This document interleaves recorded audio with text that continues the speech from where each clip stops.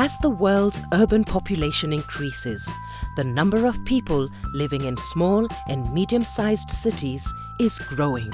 Until recently, however, the importance of secondary cities has been largely neglected in national urban and regional development policies, as well as in public investment in infrastructure and services.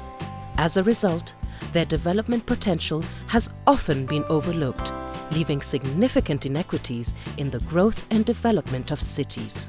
The gap will widen unless governments introduce policies to foster more equitable economic growth within systems of secondary cities. The role of secondary cities is critical because this is where the bulk of urban growth is taking place. It's where numerically the majority of the world's urban population lives. It's also the site where backlogs are the most intense and where capacity is the weakest. And if we do not look at a system of cities within a national economy, in other words, the relationship between small, medium and large cities which join up into one national economy, and it's really only urban development that has got the lifting capacity to bring a national economy out of poverty. So if we ignore secondary cities, we're going to ignore a significant part of the economy.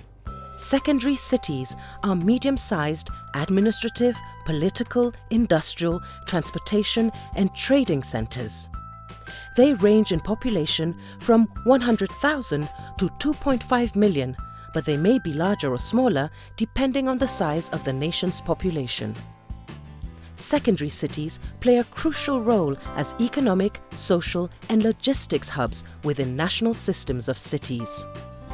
They link more than half of the world's population living in smaller cities, towns and rural areas to markets, materials, goods and services needed or produced in large metropolitan economies and vice versa.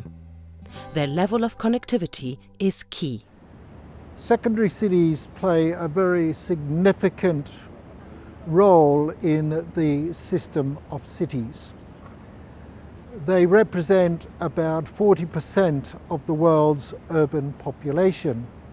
However, in terms of their contribution to national economies, it's much less than the larger cities. Secondary cities are part of a system of cities. They provide the link between the rural economy, which is about 45% of where the world's populations live.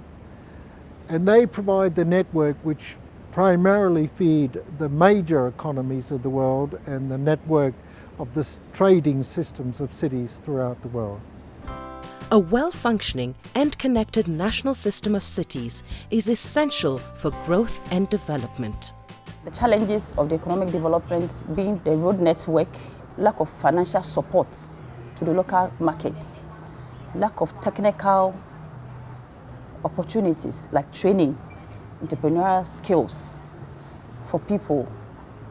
We don't have that industrial area for people to come and then learn technical things that can boost their local economic things that they are doing.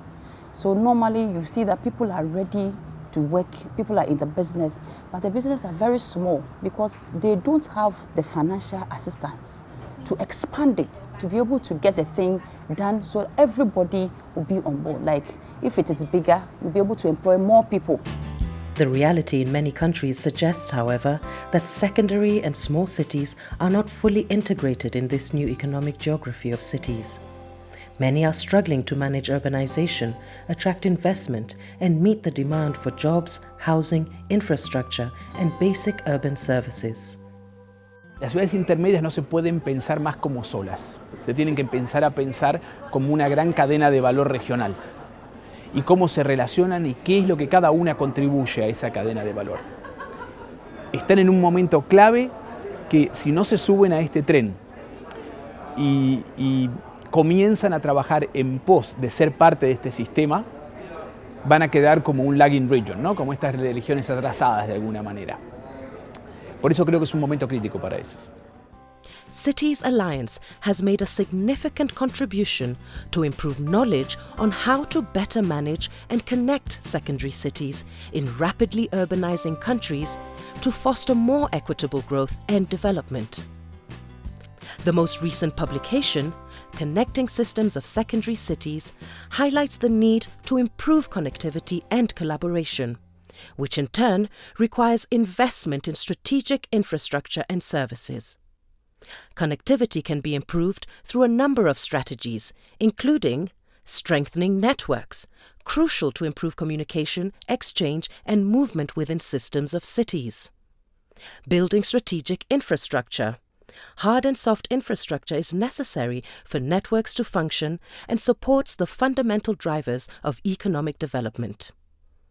Developing partnerships which create collaborative advantage. There's got to be a recognition that we are moving away from a system of country-to-country trading to city-to-city trading. So therefore national government should be encouraging much more competitive structure of cities, but collaborative competition, not necessary competition of one-on-one, but how cities can collaborate in order to achieve the scale to produce goods and services which they can exchange. A balanced system of cities with strong secondary cities offers tremendous potential for regional and national economic development. Connecting Systems of Secondary Cities features new insights and case studies to show how this potential might be realized. Visit citiesalliance.org to check out this and other resources in support of the development of systems of secondary cities.